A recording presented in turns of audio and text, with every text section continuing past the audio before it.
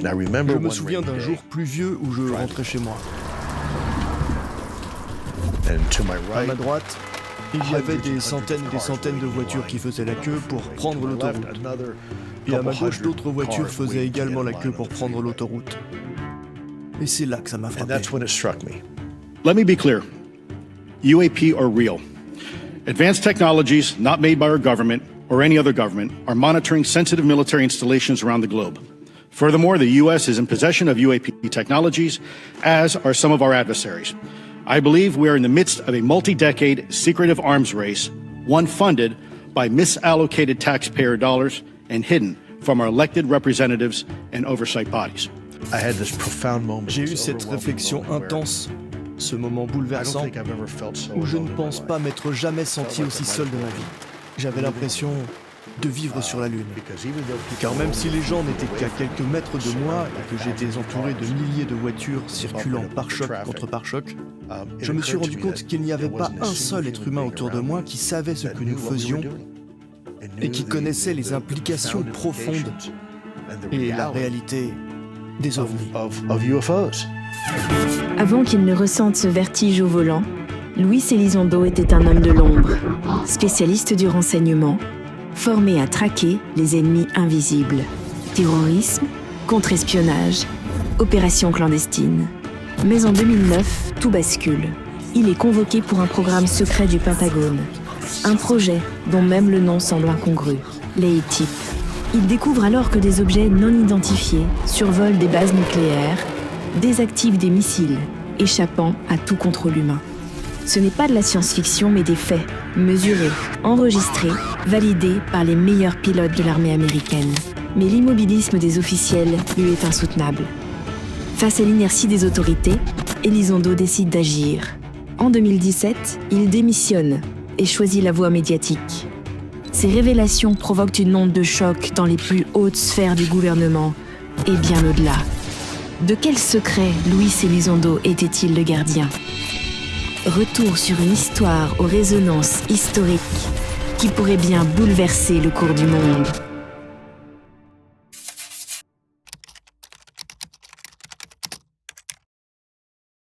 Je crois que c'est le sens du devoir qui m'a poussé à parler publiquement de la réalité des camps et du fait que mon gouvernement enquête depuis des décennies sur cette incroyable énigme. Peut-être pour tenter de répondre à la vieille question de l'humanité qui est « sommes-nous seuls ?» Si vous me posez cette question, ainsi qu'à mes collègues, je pense qu'il y a une réponse définitive. Nous ne sommes certainement pas seuls.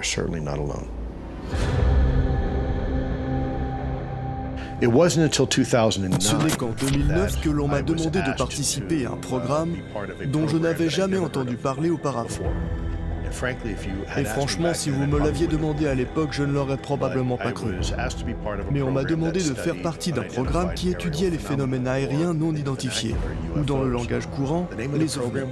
Le programme s'appelait A-Tip, le programme d'identification des menaces aérospatiales avancées. Je me souviens très précisément de cette réunion. Après plusieurs réunions au cours de quelques semaines avec certaines personnes, certains représentants de ce bureau, j'ai finalement été invité à aller parler au directeur. Il s'appelait James Lukatsky. Il était probablement le premier spécialiste des fusées du gouvernement américain à l'époque. Et c'est là que j'ai appris la vérité. Je me souviens que lors d'une réunion avec lui, il m'a regardé droit dans les yeux. Il a regardé par-dessus ses lunettes et m'a dit « Que pensez-vous des ovnis ?» J'ai réfléchi un instant et j'ai répondu franchement. J'ai dit que je n'en pensais rien. Il m'a regardé d'un air perplexe et m'a dit « Que voulez-vous dire par là ? Vous ne croyez pas aux ovnis ?» J'ai répondu « Non, ce n'est pas ce que vous m'avez demandé. Vous m'avez demandé ce que j'en pensais. » J'ai répondu honnêtement que je n'y pensais pas parce que je n'avais pas le luxe d'y penser. Je suis trop occupé à chasser les terroristes, les espions et les choses de ce genre. Il m'a regardé et il a dit « C'est une réponse juste, Luis. Mais laissez-moi vous donner un conseil.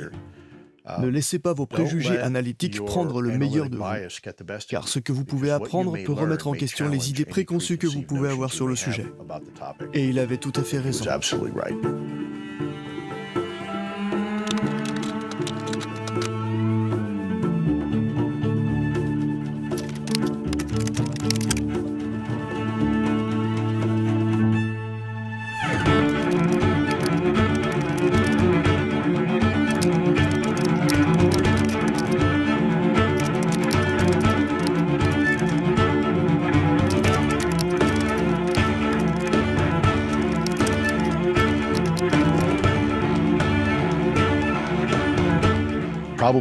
Si vous m'aviez demandé il y a 10 ans, ou plutôt si vous m'aviez demandé il y a 15 ans maintenant, ce que j'aurais pensé de ce projet, l'AATIP, le programme du Pentagone sur les ovnis, je ne vous aurais probablement pas cru.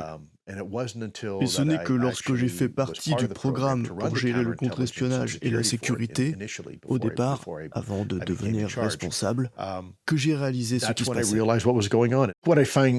pense que ce qui m'a le plus intrigué, c'est l'échelle et la portée globale de ce problème. Il ne s'agissait pas seulement d'un mystère américain qui se produisait ici, aux États-Unis. Il s'agissait d'un problème mondial, et cela se passait avec nos alliés et partenaires internationaux.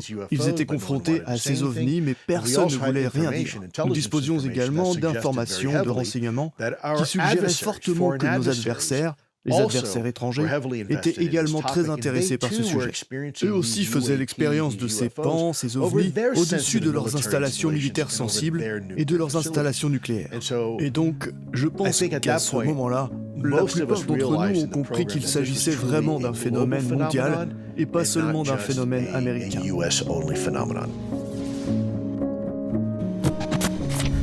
Beaucoup de gens m'ont demandé quel était le meilleur cas d'OVNI que j'ai jamais vu. Et pour moi, c'est comme choisir un enfant préféré. Ils sont tous différents, ils sont tous uniques, et ils sont aussi très très convaincants. Par exemple, j'ai vu des vidéos où ces choses, ces ovnis, sont seulement à 5 mètres du cockpit.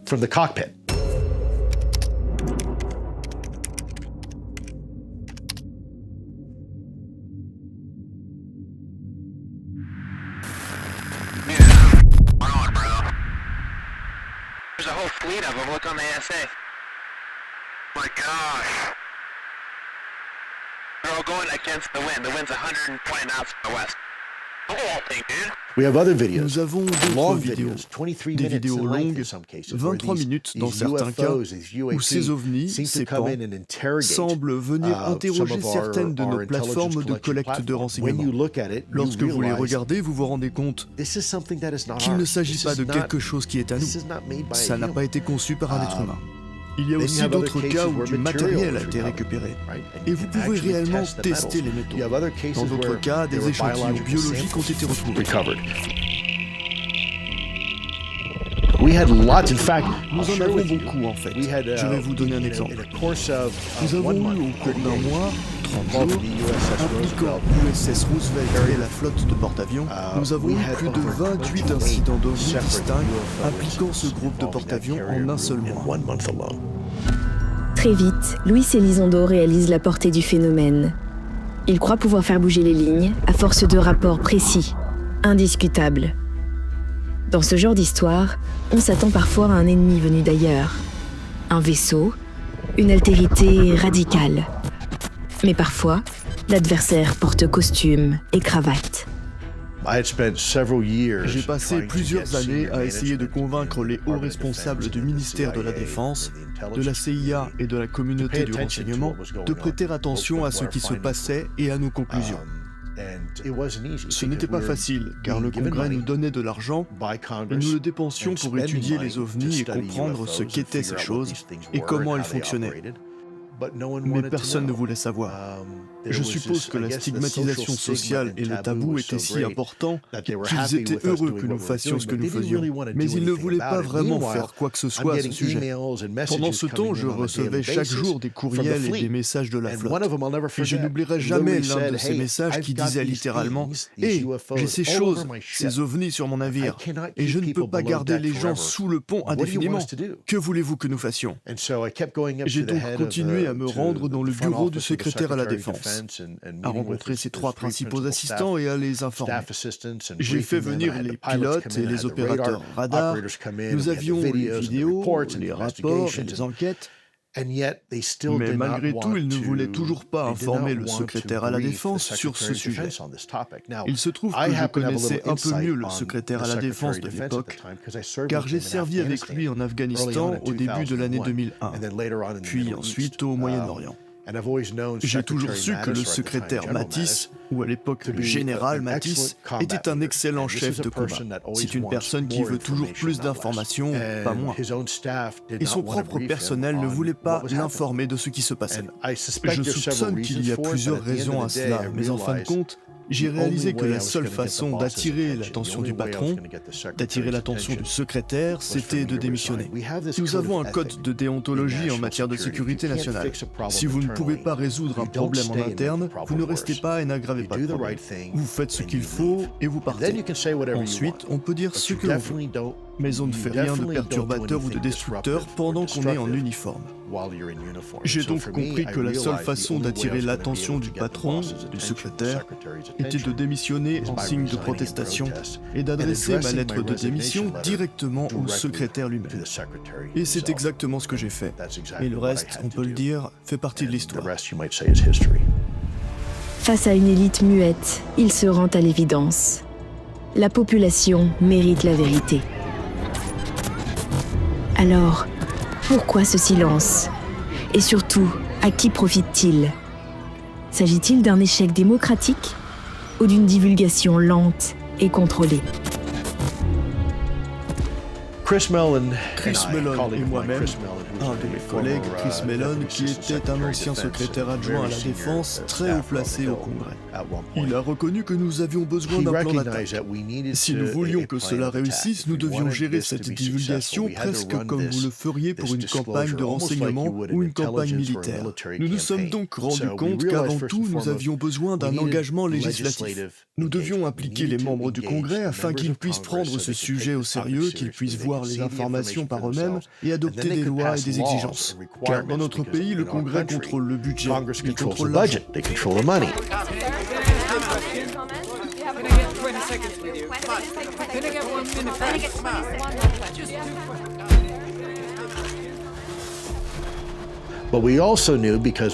Mais nous savions aussi, parce que nous avons ici une autre branche du gouvernement appelée le pouvoir exécutif, que parmi les trois branches que nous avons, le pouvoir exécutif était tout aussi important, parce que c'est lui qui exécute la volonté du Congrès. Nous devions donc impliquer le Congrès, l'engagement législatif et le pouvoir exécutif, c'est-à-dire les départements et les agences militaires, la communauté du renseignement, la CIA, etc. Mais nous devions également nous engager au niveau international, car nous nous sommes rapidement rendus compte qu'il ne s'agissait pas d'un phénomène propre aux États-Unis. Il s'agissait d'un phénomène mondial. Nous devions donc impliquer nos partenaires et alliés internationaux, ce qui implique de faciliter la conclusion d'accords bilatéraux de partage d'informations et d'échange de renseignements entre deux pays. Spécifiquement sur ce sujet, le quatrième pilier de l'engagement, si vous voulez, c'est l'engagement des médias. En effet, si les médias s'impliquent, cela encouragera le Congrès et le pouvoir exécutif à prendre ce sujet plus au sérieux. Il ne faut pas oublier que pendant très longtemps, les médias ont été très réticents à prendre des risques. Ce sujet aurait été considéré comme un suicide professionnel pour tout journaliste respectable. Aujourd'hui, c'est un sujet certainement plus, un sujet devenu plus facilement discuté par le grand public. Et le dernier, si vous voulez, pilier de l'engagement, la colonne de l'engagement, qui est probablement le plus important, c'est l'engagement du public. Il s'agit d'impliquer le grand public, car cela incitera les médias à couvrir le sujet. Cela encouragera également le Congrès, à la demande de ses électeurs, à couvrir ce sujet. Nous devions donc faire les 5, et les 5 en même temps, mais nous ne pouvions pas tous les impliquer de la même manière. Nous avons dû les aborder séparément et différemment. Pourquoi ?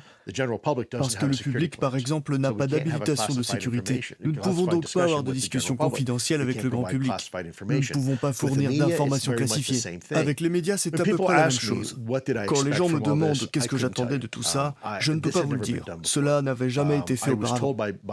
Plusieurs de mes amis très proches m'ont dit que c'était la recette d'un désastre, que nous avions moins d'1% de chances de réussir et que nous allions avoir beaucoup d'ennuis. Et c'était vrai. Je pense que les deux étaient vrais. Je pense que nous avions moins d'1% de chances de réussir et que d'une manière ou d'une autre, nous y sommes parvenus. Et nous avons aussi eu beaucoup d'ennuis. Nous avons contrarié beaucoup de gens, tant au sein de notre gouvernement que dans d'autres organisations, en particulier au sein de notre complexe militaro-industriel, mais je crois que Je crois que la vérité nous libérera. Je crois parfois que la lumière du soleil est le meilleur antiseptique. Si vous voulez vous débarrasser d'une infection, je pense qu'il faut parfois apporter de la lumière, de la transparence. Certaines personnes au sein de mon gouvernement pensent que les services sont comme un bon vin, où plus vous gardez le bouchon sur le vin, meilleur il devient. Je ne suis pas d'accord avec ça. Je pense que les secrets sont comme les légumes dans votre réfrigérateur. Je pense qu'ils sont périssables. Je pense qu'ils ont une durée de vie. Et si vous les gardez trop longtemps, tout comme les légumes dans le réfrigérateur, ils commencent à pourrir et à sentir mauvais. Et vous aurez alors un très gros gâchis sur les bras.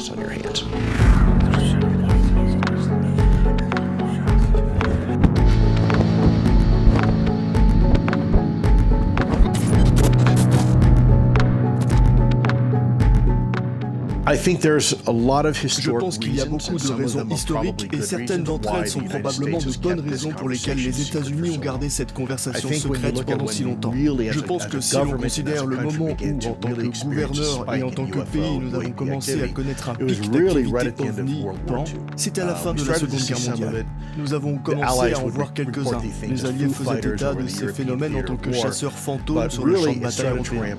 Mais le phénomène a vraiment commencé à s'intensifier juste après l'entrée dans l'ère atomique. Et si vous regardez la situation des États-Unis à l'époque, nous étions au plus fort de la guerre froide avec la Russie, puis l'Union soviétique. Et c'était un peu la mentalité du gagnant qui l'emportait. La société ne peut pas le supporter. Les gens ne peuvent pas supporter la vérité. Tel est l'état d'esprit des pays qui étaient impliqués dans les enquêtes sur les ovnis. Je pense donc qu'il y a trois raisons fondamentales pour lesquelles les gouvernements n'ont pas voulu avoir cette conversation ouvertement. La première est de s'assurer que l'on n'annonce pas ses vulnérabilités et ce que l'on sait ou pas à propos d'un sujet sur lequel vos adversaires sont peut-être plus perspicaces que vous. Il s'agit également de s'assurer que vous n'êtes pas soumis à un examen supplémentaire de la part du Congrès et du peuple américain sur un sujet contre lequel vous ne pouvez pas protéger le peuple américain à l'heure actuelle. Et puis, troisièmement, il y a peut-être une crise de conscience. Peut-être que les gens ne sont pas encore prêts à affronter la vérité. Permettez-moi de vous faire part d'une chose que je viens tout juste de commencer à partager publiquement. Dans mon livre Imminent, je parle de la mort de ma mère, qui a été un moment très marquant pour moi.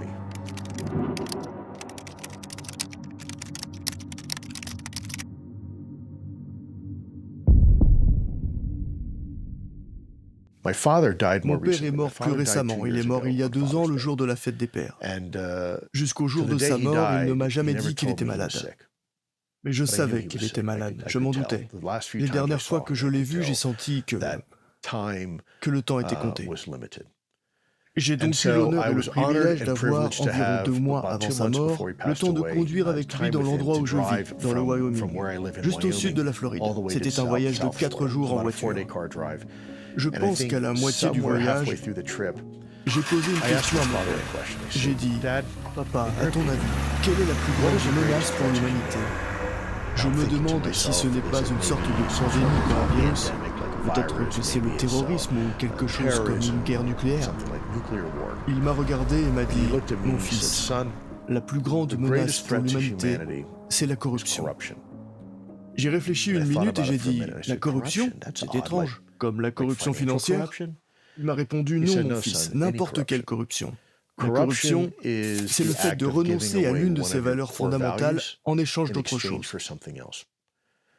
Et lorsque vous faites cela, qu'il s'agisse de corruption religieuse, de corruption morale, de corruption financière, de corruption gouvernementale, lorsque vous faites cela au sein du gouvernement, vous commencez à ébranler les fondements mêmes de la démocratie.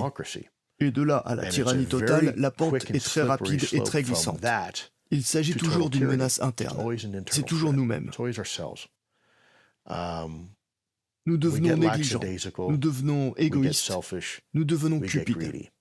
Et chaque fois que nous faisons un compromis sur une valeur fondamentale du gouvernement, nous commençons à l'ébranler. Et si ce sujet est si problématique, c'est parce que certaines personnes ont pris des décisions qui étaient franchement illégales dans le passé. Certaines personnes ont décidé de ne pas informer certains présidents, de ne pas informer certains membres du Congrès, alors qu'elles sont censées le faire. Ils doivent le faire, c'est une obligation légale.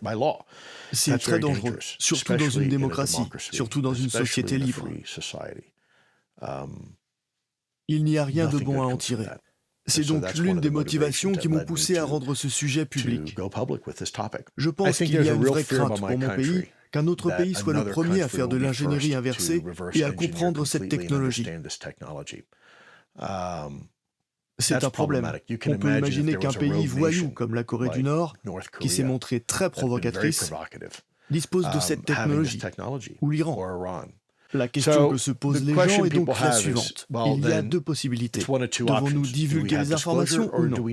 Eh bien, je ne pense pas qu'il n'y ait que deux options. Il y a trois options. Il existe une voie médiane qui permet de ne pas divulguer le fait que nous ne sommes pas seuls dans le cosmos, sans nécessairement dévoiler les capacités spécifiques et les secrets du fonctionnement de ces engins. Ce n'est pas un secret que la Corée du Nord, par exemple, possède des armes atomiques et des missiles armés d'armes atomiques. Ce qui peut être secret, c'est leur fonctionnement, leur mode d'action, leur trajectoire de vol. Il ne s'agit donc pas d'une question de choix. Je ne pense pas qu'il faille nécessairement dire la vérité ou ne pas la dire du tout. Je pense que nous pouvons avoir cette discussion sans nécessairement compromettre les intérêts de la sécurité nationale.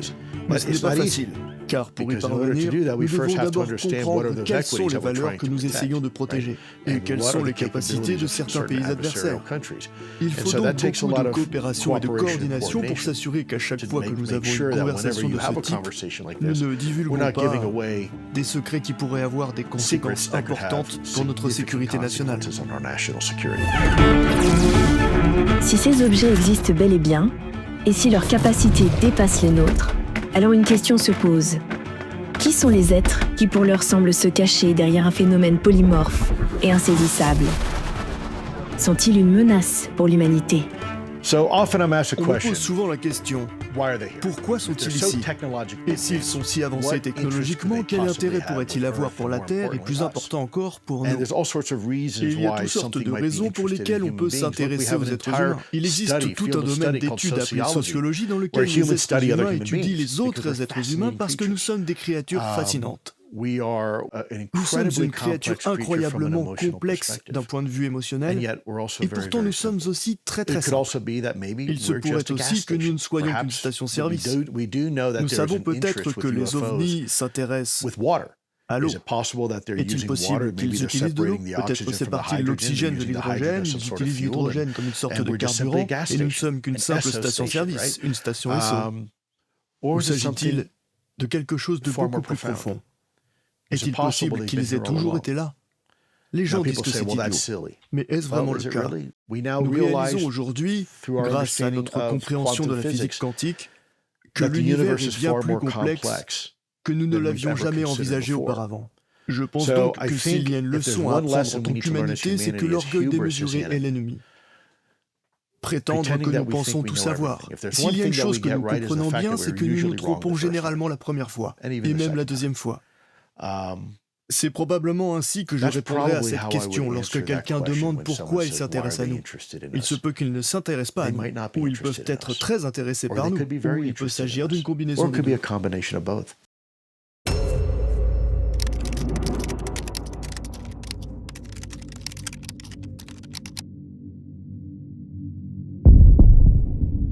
Les gens disent que nous avons connaissance d'incidents au cours desquels des ovnis ont désarmé nos ogives nucléaires. Et c'est vrai, mais en Russie, il y a eu des incidents où ils les ont activés. En outre, en 1945, lorsque nous avons largué deux bombes atomiques, l'une à Hiroshima et l'autre à Nagasaki, au cours desquelles nous avons pulvérisé 500 000 âmes vivantes de cette planète, les ovnis ne sont intervenus nulle part. En fait, lorsque nous sommes passés de la technologie atomique à la technologie nucléaire, ces INH, ces ovnis, ne sont intervenus nulle part.